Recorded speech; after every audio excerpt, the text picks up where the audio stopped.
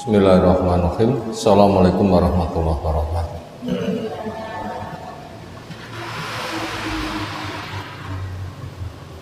Alhamdulillahirabbil alamin. Walladzi arsala rasulahu bil huda wa dinil haqqi liyudhhirahu 'alad dini kulli. Wa kafa billahi syahida. Wa asyhadu an la ilaha illallah wahdahu la syarikalah wa asyhadu anna Muhammadan abduhu wa rasuluh. Allahumma shalli ala Muhammad wa ala alihi wa ashabihi wa man tabi'ahum bi ihsanin ila yaumiddin. Ya ayyuhalladzina amanu taqullaha haqqa tuqatih wa la tamutunna illa wa antum muslimun. Wa ba'du, fa inna asdaqal hadisi kitabullah wa khairal hadyi hadi Muhammadin sallallahu alaihi wasallam wa syarrul umuri muhdatsatuha fa inna kulla muhdatsatin bid'ah wa kulla bid'atin dhalalah kulla dhalalatin finnar. Ayo ikhwah akraman subhanahu wa ta'ala, kitab yang berjudul Al-Ahadits Al-Waridah fi tahdzirin Nabi salam ummatahu minasyirki, hadis-hadis yang mewaspadakan dari bahaya syirik. Insyaallah kajiannya kita lanjutkan, masih muqaddimah buku karya dari Fadilatul Syekh Fahad Ibn Sa'ad Ibrahim Al-Mukrin.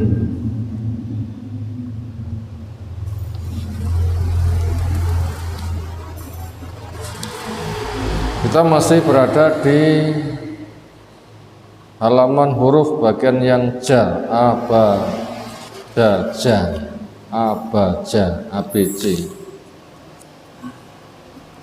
Paragraf paling bawah.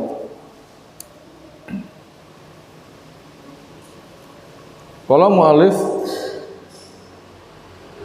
hafidhallahu ta'ala wa min huna, dan dari sini. Yang dimaksud dari sini, dari sebab majunya umat itu apa, sebab mundurnya umat itu juga apa. Yang dimaksud dari situ, apa sebab majunya umat? Kembali ke pangkuan Islam, bukan semata KTP-nya beragama Islam. Ketika berada di pangkuan Islam, kegiatannya apa? Jawabnya, mewujudkan syahadat Muhammadur Rasulullah. Apa bentuk mewujudkan syahadat Muhammadur Rasulullah? Sadar kalau Nabi Muhammad itu utusan Allah yang punya tugas menyampaikan risalah, arahan, bimbingan, yang mengeluarkan manusia dari gelap menuju kepada cahaya. Rasul tugasnya itu. Kalau gitu, apa kegiatan umat? Satu, mempelajari ilmu yang disampaikan Rasul, yang diajarkan Al-Quran 30 juz, hadis-hadisnya jutaan, itu dipelajari. Ringkasnya Al-Quran ditafsirkan dengan sunnah pemahaman sahabat. Untuk kita akhirnya begitu.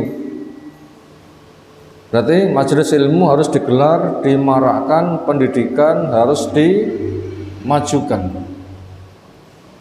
Enggak sebatas yang tua saja yang meramaikan masjid, tapi semua unsur masjid hidup dengan pendidikannya. Berbagai macam lembaga Islam betul-betul menghidupkan pendidikan sehingga membangun peradaban masa depan dengan ilmu. Sehingga muncullah generasi Rabbani, generasi alim, generasi amil, generasi muallim, terdidik dengan ilmu, semangat mengamalkan ilmu dan mendakwahkan ilmu.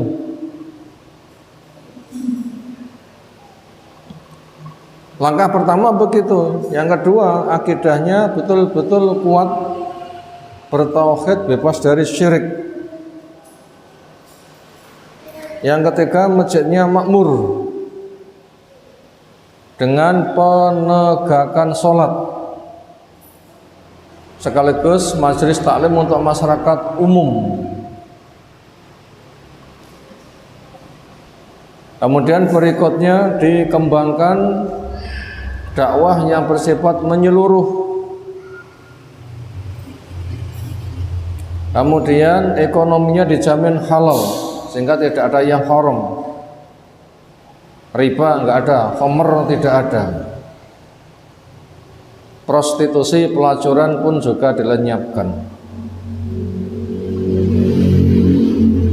Dan iman kepada hari akhir kuat, sehingga dunia sebatas sarana. Aman neraka, masuk surga, tujuan semua orang. Bila umat mau seperti itu, kemuliaan akan dikembalikan. Tapi sebaliknya, apabila umat jauh dari ilmu, anak-anak muda sudah mengikuti hawa nafsu, masjidnya menjadi sepi, harta di mana-mana yang dikonsumsi haram, perzinaan merajalela, kuburan disembah, agama sudah dalam bentuk kemasan bid'ah, khurafat, dan manusia sudah terkena penyakit wahan. Apa penyakit wahan? Cinta dunia, takut mati. Dunia dituhankan, nggak mikir gimana nasib nanti di alam kubur dan berikutnya. Bila umat begitu perilakunya, disitulah akan mengalami keterbelakangan, kelemahan dan penindasan. Ini mana dari wa min huna, dan dari sini sebagaimana yang telah kita kaji, yaitu sebab majunya umat dan sebab terbelakangnya umat. Dengan pertimbangan inilah ta'ti, datanglah ahammiyatul inayati bihadzal amri. Ta'ti datang ahammiyatu, pentingnya, al inayati memperhatikan bihadzal amri, kepada perkara ini.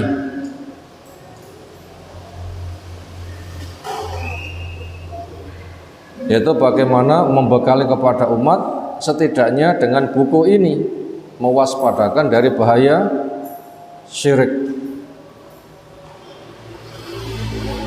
Wa tarbiyatun nasiati, dan mendidik generasi muda alai, di atas ketauhidan,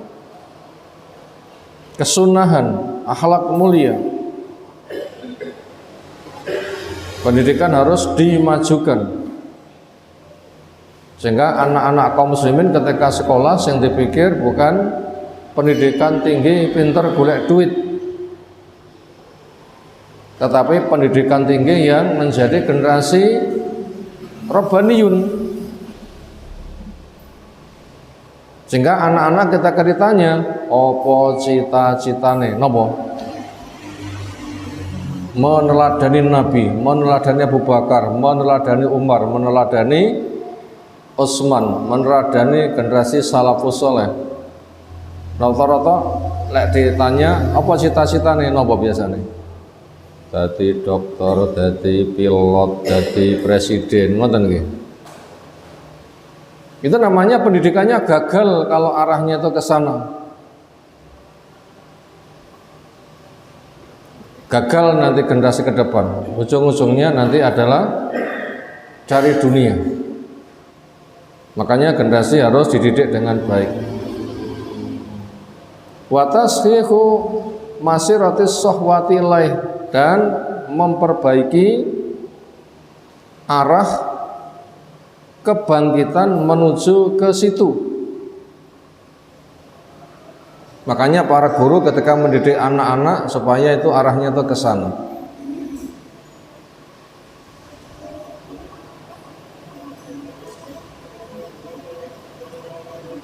Termasuk guru yang membimbing ke situ bukan sebatas guru diniyah ada di masjid. Tapi siapapun yang punya peran guru yang mengajar sejak dari TK, SD, SMA dan seterusnya, itu begitu bukan sebatas guru yang mendidik di pondok-pondok pesantren. Makanya dakwah ke masyarakat yang nanti para guru itu akan gabung ikut kajian itu nanti penting, sehingga ketika guru mengajar di kelas nanti bisa mengarahkan pendidikan anak-anaknya kemana.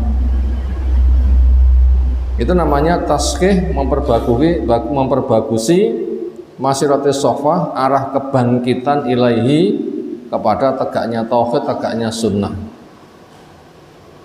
Kata sehingga la tata sya'aba, tidak nyimpang biha pada umat asubulu, jalannya nanti tidak nyimpang.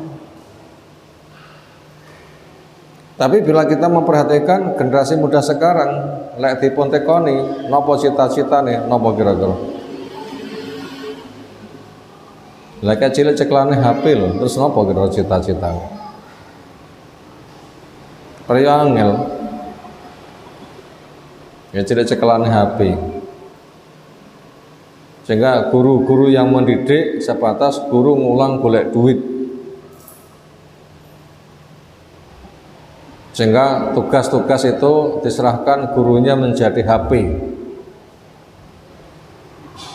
Belajar pelajaran lewat HP setengah jam, tapi nanti hiburannya 5 jam. Ya sulit seperti itu. Makanya kita bisa melihat masjid-masjid itu tuh kekurangan generasi muda. Rata-rata kalau ngaji sing sepuh-sepuh, jamaah sing sepuh-sepuh. Bahkan masjid muadzinnya itu bukan bapak-bapak tapi malah ibu-ibu. Apa yang terjadi apabila seperti itu? Fatadilu, akhirnya bila kondisinya seperti itu akan sesatlah fi mata hatil ahwa, di jurang hawa nafsu wal fitani, dan jurang fitnah. Ini keadaan masih seperti itu. Makanya dakwah itu kita harus menyadarkan lewat offline maupun online, memanfaatkan momen sudah zamannya HP, maka dakwah itu masuk ke sana. Nah, semoga saja mereka mau menangkap ilmu yang di media mereka. Kajian itu ada di HP-mu, bukan. Walaupun kamu nggak bisa datang di majelis, di HP-mu itu ada. Wa minal kutubi an-nafiati, di antara kitab-kitab yang bermanfaat, allati yang yastafidu, bisa mengambil faidah minha, dari kitab-kitab itu, al kullu muslimin, setiap muslim, hadal kitabu, kitab ini, yaitu al ahadits al warida fi tahdhirin nabi sallam ummatahu minasyirki wa anna ba'dahum ya'udu ilaihi.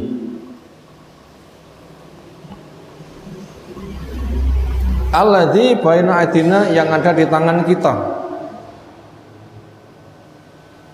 yaitu al hadisu, hadis-hadis al waridatu, yang datang fi tahdhirin nabi, dari peringatan Nabi SAW ummatu, kepada umatnya, minasyirki, dari bahaya syirik, wa anna ba'dhum, sesungguhnya sebagian dari umat, ya'udu ilahi, kembali kepada syirik.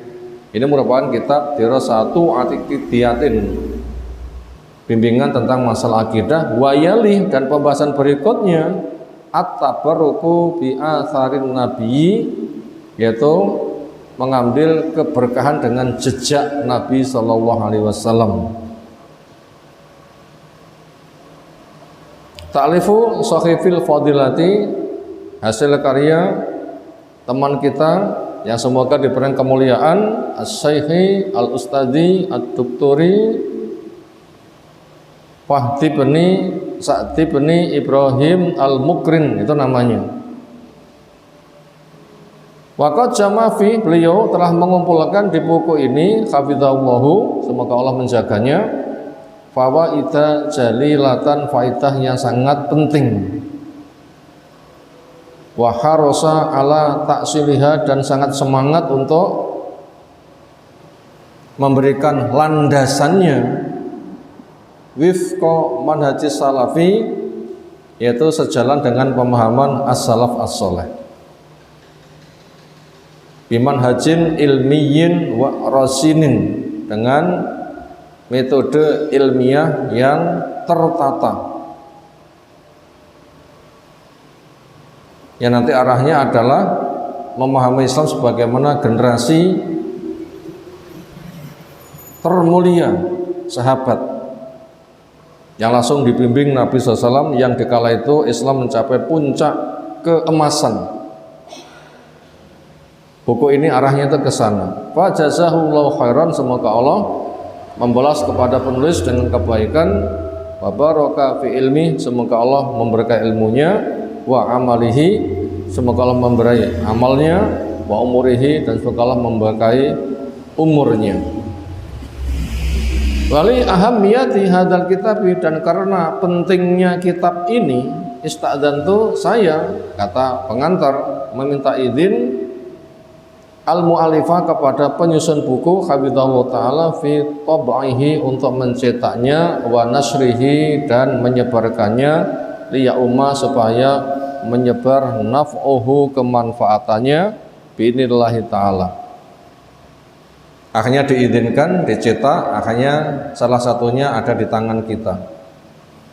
As'alullaha jalat azumatuhu, saya minta kepada Allah yang mulia akan keagungannya, ayaj'ala hadzal amala, semoga Allah menjadikan kegiatan ini khalisan liwajhi, memang murni ikhlas untuk mencari wajah Allah al-karimi, yang mulia. Kapan manusia memandang kepada Allah? Dua kali, pertama di padang mahsyar, tapi masih menakutkan karena itu proses hisab dan belum bisa memandang langsung, yang masih tertabiri dengan cahaya, dan memandang langsung tanpa tabir cahaya, langsung memandang wajah Allah Ta'ala, itu kenikmatan surga yang paling nikmat ketika masuk surga.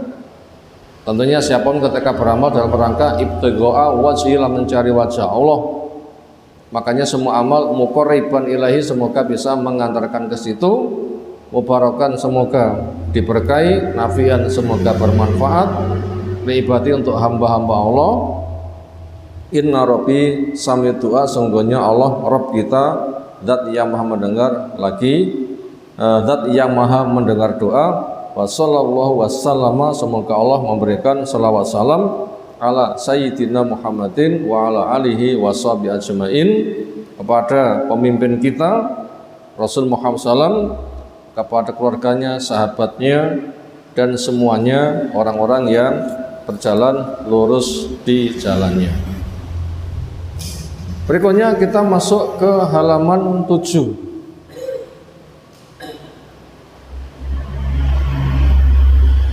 Muqaddimatul mu'alif, kata pengantar dari penyusun buku ini.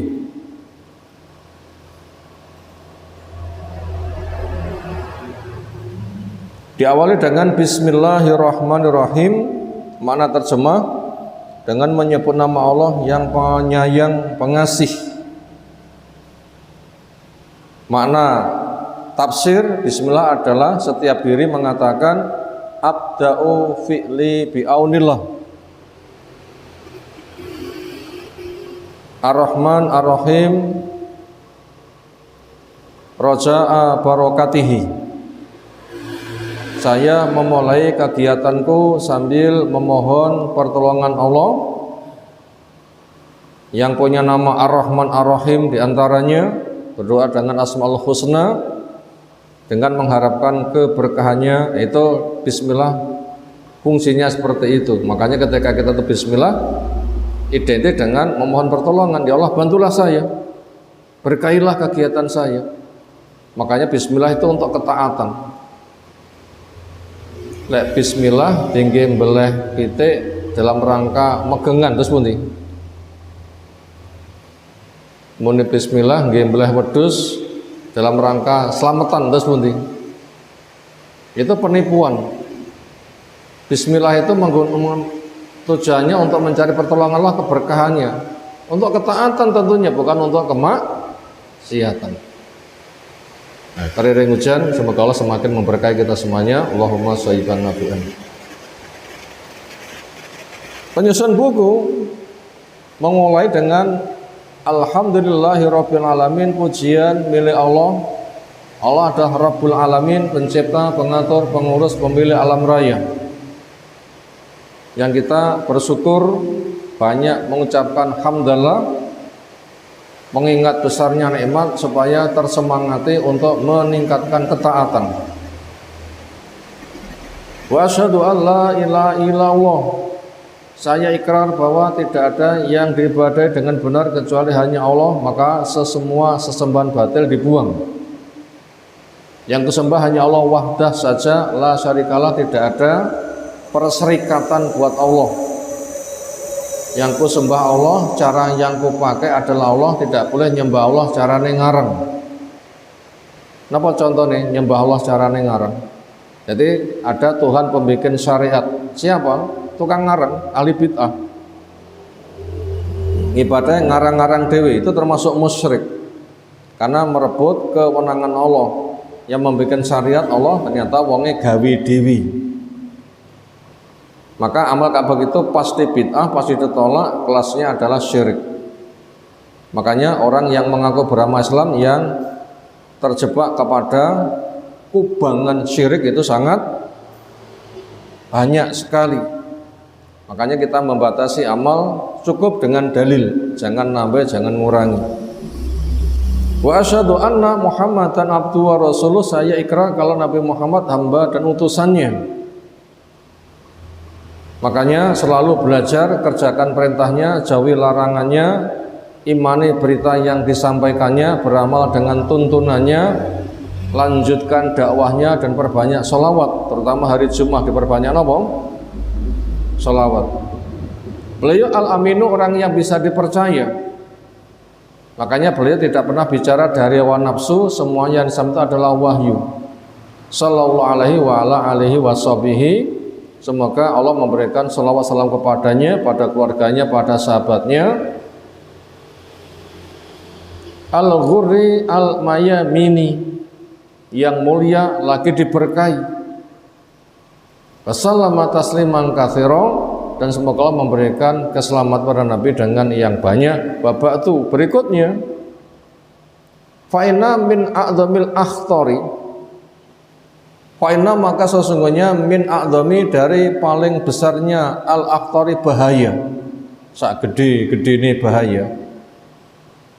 Allati, yang bahaya itu tuhad itu bisa mengancam kianal ummati, keutuhan umat al-islamiyati, umat Islam, bisa memporak-porandakan umat Islam. Apa itu bahaya yang bisa memporak-porandakan? Jawabnya asyirku bilah syirik. Jaya-jayanya Turki Utsmani. Siapa pemimpinnya? Muhammad Al-Fatih. Itu betul-betul tauhid tegak, syirik hilang. Tapi ketika sudah dikuasai oleh khurafat, apalagi di masa Kemal At-Turki sebagai bapak pelopor napa niku? Agama di masjid, di luar masjid bebas napa jenenge? Semisal liberal napa bahasa yang lain. Agama itu di masjid, di luar masjid nggak ada urusannya. Sehingga azan pun harus menggunakan bahasa terjemahan. Salat pun harus menggunakan bahasa terjemahan, nggak boleh menggunakan bahasa Arab. Sampai seperti itu, teotak-atik pol. Itu yang menyebabkan umat mengalami kehancuran. Itu bahaya besar yang paling mengancam eksistensi umat Islam itu adalah bahaya kesyirikan yang sekarang di Indonesia syirik itu habis-habisan perkembangannya. Masuk Ramadan syirik, meraih pahala Ramadan, tapi kenyataannya disambut dengan kesyirikan. Tahlil akbar naik kuburan, sudah disiapkan untuk qiraah murattal di kuburan, khataman Quran di kuburan, repot dengan megengan, itu juga ujung-ujungnya sama, pahala aneka ragam tadi dikirim kepada orang mati. Itu namanya memetri caos dahar si mayit, keluarganya yang mati, semoga paring iti pangestu, yaitu mendoakan kepada keluarganya semoga diberi kemampuan puasa Ramadan. Jadi menyambut atas nama puasa Ramadan tapi disambut dengan kesyirikan. Ini betul-betul memprihatinkan. Makanya apabila tarawih yang ada balapan nganti 23 rakaat 7 menit, nggak tahu nanti resikonya seperti apa. Seolah puasa itu hanya pindah makan, nggak masuk kepada hakikat puasa itu sendiri. Quran dibaca semata dibaca, targetnya khatam berulang-ulang, bukan untuk murojaah dengan didalami makna. Ini bahaya besar yang mengancam kepada umat. Wabi khosotin, dan lebih khusus lagi, sesungguhnya syirik itu adalah a'dzamul dzunubi, paling gede ini dosa indah di sisi Allah Ta'ala. Jejak dari tobat gak diterima, amal soleh gak diterima, pernah amal soleh dihancurkan. Ketika tobat gak diterima berarti matinya dalam kesyirikan, berarti dipastikan neraka karena su'ul khotimah, gak ada yang menolong keluar, otomatis gak bisa masuk surga. Nah itu bahaya, sing sak gede-gede ini bahaya. Wa min khirsin Nabi, diantara semangatnya Nabi SAW ala umati, kepada umatnya, an hadzaroha, bahasanya Nabi mewaspadakan umat minhu, dari bahaya syirik. Sampai-sampai beliau mengatakan, inna akhwafa ma akhafu alaikum min masihid dajjal asyirku as-sughar.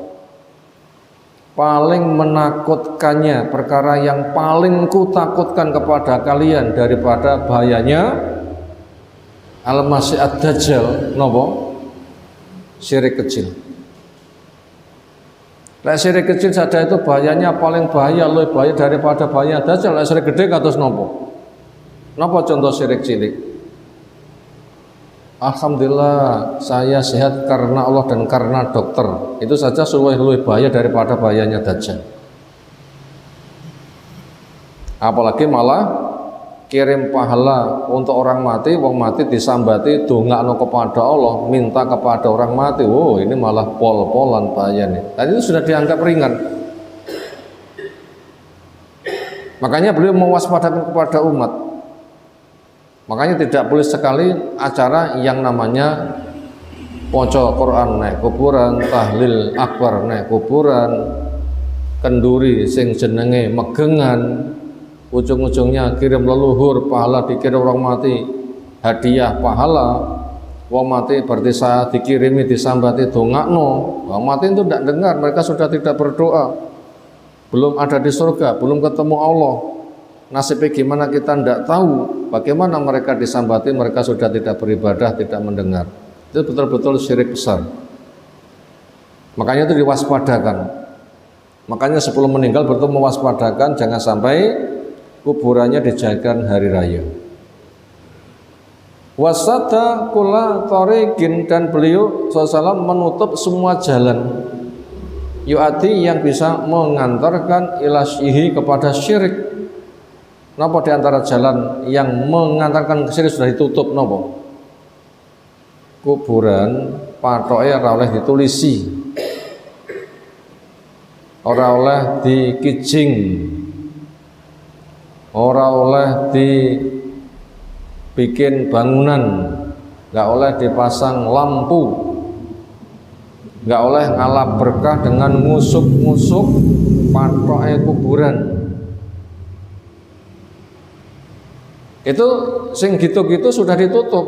Tujuannya syirik cilik ditutup supaya tidak ngombro-woro menjadi syirik besar. Itu namanya sadun lidzari'ah, nutup peluang, celah nek dibiarkan kriwian dadi krowoan, lama-lama dadi grojokan. Wa balagha al-mubina, dan beliau menyampaikan penyampaian yang gamblang.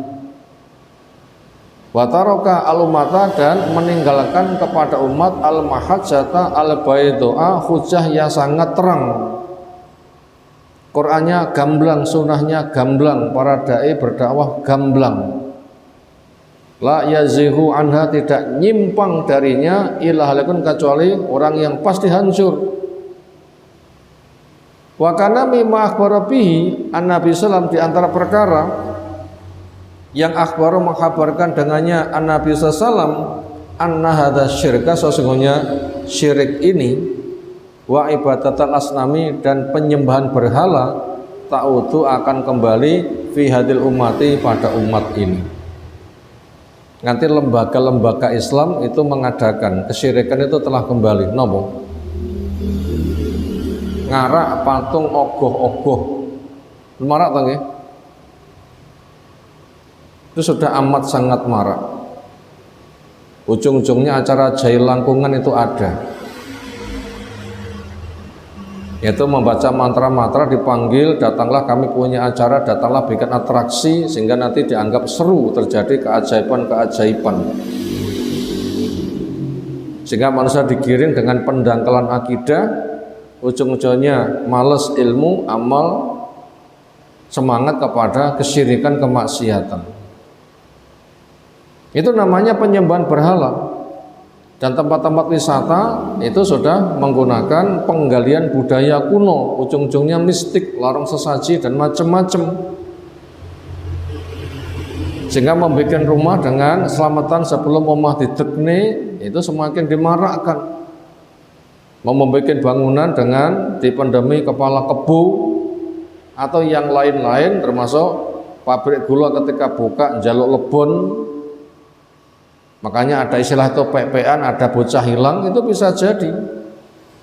Dan itu di masa Umar bin Khattab itu sudah disingkirkan tradisi itu. Apa di masa Umar bin Khattab? Sungai Nil itu setiap tahun itu makan kurban. Kalau tidak diberi persembahan, gak mengalir. Bentuk persembahannya apa? Dicarikan gadis tercantik, dipacai, ketika sudah dilemparkan ceblok mati. Setelah itu nanti airnya melimpah. Lerang ngono jareye enggak keluar airnya. Ini sudah dimatikan di masa Umar. Makanya Umar akhirnya mengirim surat kepada Sungai Nil. Dari Umar Amirul Mukminin kepada Sungai Nil, hamba Allah. Hei Sungai Nil, bila kamu hamba Allah, hamba yang menghamba kepada Allah, mengalirlah karena Allah. Kemudian surat diuncal nih. Ternyata setelah itu tidak minta kurban lagi. Dan ternyata yang kayak begitu dihidupkan kembali. Buku-buku dihidupkan kembali. Dai-dai aneh ketika ceramah miring pun juga diberikan keleluasaan. Sampai tokoh-tokoh sunnah disandingkan bersama dengan rekayasa penataan gambar, seolah itu saling berpelukan. Sing sitok tokoh sunnah, sing sitok tokoh sing tunggase nilpuni Allah, dadi koncone malaikat mungkar nangkir. Itu sudah dibikin satu kemasan, duduk bersama, foto bareng yang begitu akrab. Kacau kan? Itu jelas itu ada rekayasa gambar, rekayasa komputer. Sudah umat dibikin hancur-hancuran, sehingga orang yang tidak ngerti, waduh, Pakno tokoh sunnahku dengan wong kelasnya model ini Pakno podo, konco akrab, sehingga nanti akan dianggap sama saja. ujung-ujungnya nanti akan menggiring manusia kepada penyembahan berhala. Tahu tuh fitnah mati penyembahan berhala akan datang pada umat ini, karena sebagaimana pernah ada alaihi acara ini qabla bi'tsati sebelum diutusnya Nabi Shallallahu Alaihi Wasallam, dan sudah cukup lama diungkapkan bangsa besar, bangsa yang menghargai budaya bangsa. Makanya sampai anak-anak sekolah itu ketika studi tour kemana? Tempat-tempat sakral peninggalan budaya Hindu-Buddha. Wa min huna, dari sinilah ja'at fikratu hadal baksi, datang pemikiran pembahasan seperti ini, yaitu menghadirkan hadis-hadis yang mewaspadakan bahaya syirik fi dirasati hadil hadisi an-nabawiyati wa dalalatiha al-aqdiyati, yaitu hadis an-nabawiyati, hadis Nabi, wa dalalati, dan penunjukannya isinya bimbingan al-aqdiyati, tentang akidah yang hak, gimana supaya bisa menjauhi bahaya-bahaya. Wali kauni hadal mas'alati, dan disebabkan buku ini lam tufarrad, belum disendirikan, bi bahsin khosin, dengan pembahasan khusus. Tawajahat, buku ini masih mengarah al-himatu, tujuan pentingnya, ila bahsi hadil ahadis, masih membahas hadis-hadis ini, wa jam'il mutafarik, dan hadis buku ini masih menghimpun perkara yang masih berserak-serak fi kalami ahli ilmi, dari ungkapan dari ahli ilmu via di dalamnya. Wabillahi at-taufik, semata taufik minta kepada Allah, maka pada buku ini akan disusun dengan susunan yang sistematis. Jadi aslinya buku ini itu adalah hadis sarah, hanya begitu. Lalu disusun oleh tangan yang terampil, sehingga dengan rapi, tujuannya sistematis, ilmiah, yang nanti harapannya adalah mudah untuk dipahami. Adirosatu as-sabiqi as-sabiqatu, pembahasan yang sudah berlalu isinya seperti itu. Tamma baksu hadil masalati, telah sempurna pembahasan masalah ini, dimnan, yang memiliki kandungan fi ba'di suruhil ahadis, menukilkan beberapa syarah dari hadis an-nabawiyati, hadis dari Nabi SAW, misli kitabi Fathil Bari, semisal kitab Fathul Bari syarhi Sahih Bukhari, syarah Sahih Bukhari libni Hajar al-Asqalani, wa syarhi Sahih Muslim lin Nawawi, dan syarah hadis Sahih Muslim Imam Nawawi, wa gori, dan juga yang lain-lain, wa min suruhil ahadisi an-nabawiyati, dan juga syarah hadis yang lain-lainnya. Walam ajid dirasatan mustaqilatan, belum saya jumpai pembelajaran secara tersendiri an hadil ahadis, dari hadis-hadis ini, wa dalati, dan penunjukannya, al-aqdiyati, tentang masalah akidah. Walihada, dengan alasan itulah azamtu ala ifradiyah, saya memiliki niat untuk menyendirikan fi bahsin khosin, pada pembahasan khusus, wifqal khitati al-khatiyati, sejalan dengan poin-poin berikut. Semula belum tertata, sekarang ditata, sehingga harapannya nanti pembahasan menjadi rinci dan rancak, sehingga mudah dipahami. Urut-urutannya apa saja? Pertama, atamhitu, kata pengantar. Wa yastamilu, isinya ala ta'rifi bi mufradatil bahsi, memberikan takrif, apa makna bahasa, makna istilah dari al-bahsi al-murati, pembahasan yang dimaksud. Misalnya bisyiriki, syirik itu mana bahasa apa, mana istilah apa. Wal muradu bil ummah, dan yang dimaksud dengan umat pun juga apa, nanti akan dibahas secara tersendiri. Al-mabahsu al-awal, pembahasan pertama, tarikhu khutusi syirki, akan dijelaskan sejarah terjadinya syirik di Bani Adam. Kapan terjadinya syirik di Bani Adam?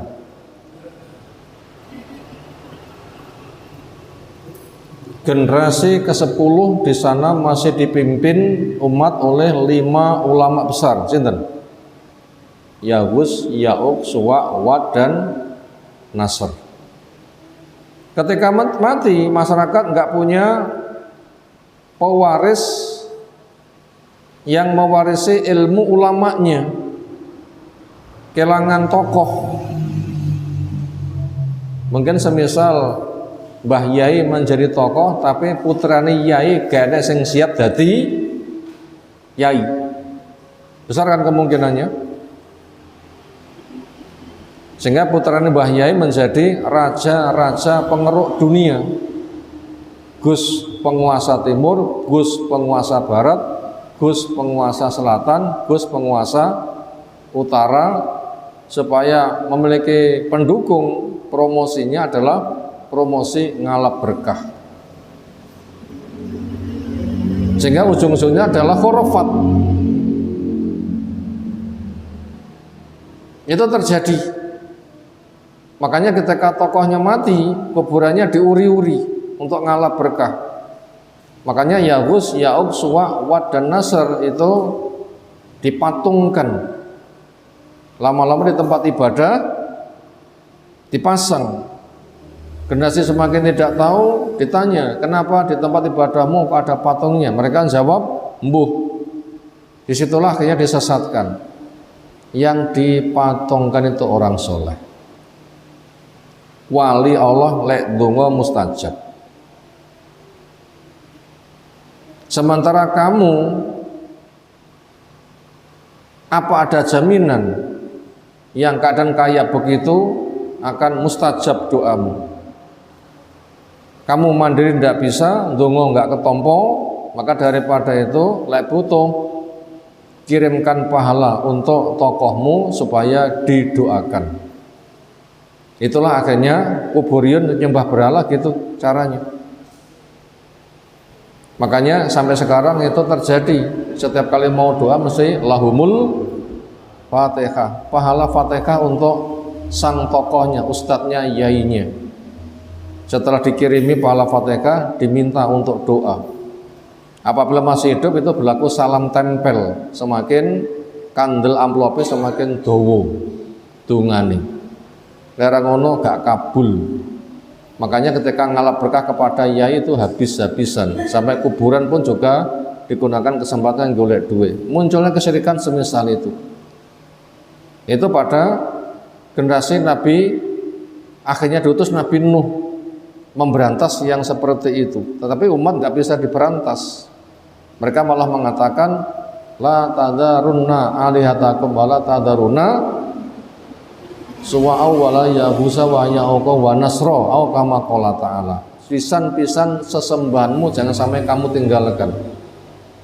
Jangan kamu tinggalkan Suwa, Yaghus, Wad dan Nasr dan nama yang lain.